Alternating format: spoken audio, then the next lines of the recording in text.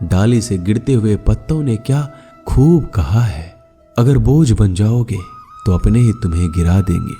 क्रोध को प्यार से, बुराई को अच्छाई से, स्वार्थ को उदारता से और झूठे व्यक्ति को सच्चाई से जीता जा सकता है। जिस तरह समुद्र के खारे पानी को गर्म करने के बाद नमक के कण दिखाई देते हैं, ठीक उसी तरह से जब हम ध्यान और भक्ति और तप करते हैं तब हमें भगवान के दर्शन हो सकते हैं। इसके लिए हमें हमारी बुराइयों को छोड़ना पड़ता है, तभी हम ईश्वर को प्राप्त कर सकते हैं। अगर आपको बहुत सारी परेशानियों से गुजरना पड़ रहा है तो आप खुश हो जाइए, क्योंकि भगवान की नजर आप पर है। देर से ही सही, लेकिन वो आपकी जरूर सुनेंगे। इंसान का भाग्य उन्हीं कर्मों का फल होता है जो उसके लिए अतीत में किए गए हैं। इसी तरह वो लोग जो आज कर्म कर रहे हैं वो उनके आने वाले कल का निर्धारण करते हैं। भगवान बोलते हैं, तू करता वही है जो तू चाहता है, पर होता वही है जो मैं चाहता हूं। तू वही कर जो मैं चाहता हूं, फिर वही होगा जो तू चाहेगा। अतीत को बदला जा सकता है, वर्तमान से बचा नहीं जा सकता। केवल भविष्य को संभालने का कार्य ही वर्तमान में किया जा सकता है। क्या फर्क पड़ता है हमारे पास कितने लाख, कितने करोड़, कितनी गाड़ियां और कितने घर हैं। खानी तो बस 2 ही रोटी है, जीनी तो बस एक ही जिंदगी है। फर्क सिर्फ इस बात से पड़ता है कि हमने कितने पल खुशी से बिताए, कितनों की खुशी की वजह हम बन पाए। सुख दुख एक सिक्के के 2 पहलू हैं। जहां सुख होगा वहां दुख भी होगा, और जहां दुख होगा वहां सुख भी होगा। इसलिए सुख दुख के बारे में बिना सोचे निरंतर अपने लक्ष्य को प्राप्त करने के लिए प्रयास करते रहना चाहिए। एक बात हमेशा याद रखना, किसी के सामने गिड़गिड़ाने से ना तो मोहब्बत मिलती है ना ही इज्जत। इसलिए अपने स्वाभिमान को जिंदा रखो। कोई अगर आपकी किस्मत में होगा तो वो आपके पास खुद ही चलकर आएगा। दूसरों को हराने का मौका मत दो, बस खुद को आगे ले जाने की जिद पालो।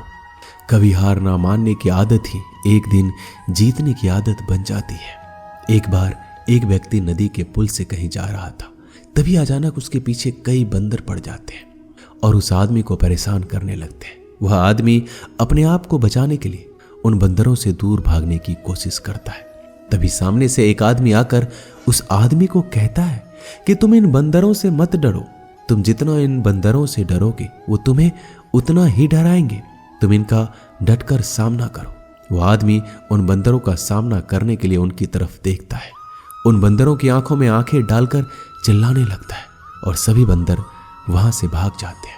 हमारे जीवन में भी नकारात्मक विचार इसी बंदर की तरह है। जितना हम इन बंदरों से डरेंगे वह उतना ही पीछा हमारा करेंगे, और जैसे ही हम इनका डटकर मुकाबला करेंगे वह भाग जाएंगे। सिर्फ 2 चीजें मनुष्य के भाग्य का निर्माण करती है। पहला, स्वभाव।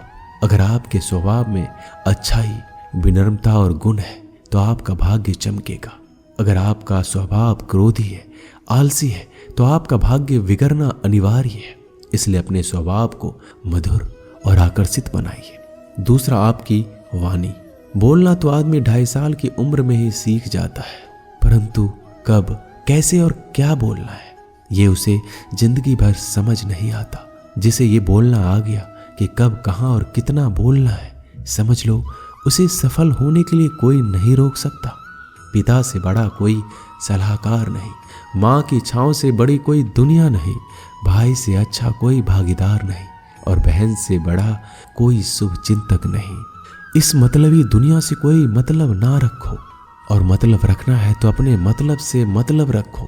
अगर तुम्हारा घर जल जाए तो लोग सहानुभूति प्रकट करने आते हैं, वो कहते हैं बहुत बुरा हुआ है। और अगर तुम्हारा घर बड़ा हो जाए, एक और मंजिल बन जाए, तो कोई तुम्हें बधाई देने के लिए नहीं आता।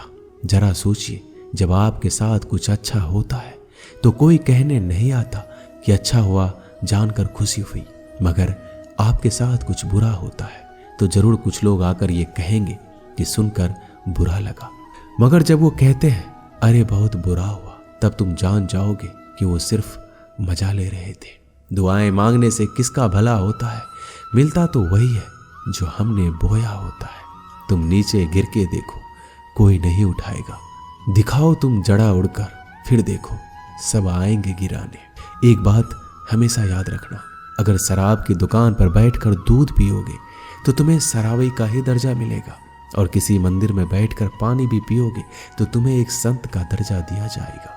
इसलिए आप किसके साथ उठते बैठते हो ये मायने रखता है। जब एक इंसान का भगवान पे से शक नहीं हक हो जाता है तो मत पूछो फिर कैसे कैसे चमत्कार हो जाता है। जो अब तक नहीं हुआ वो भी हो जाता है।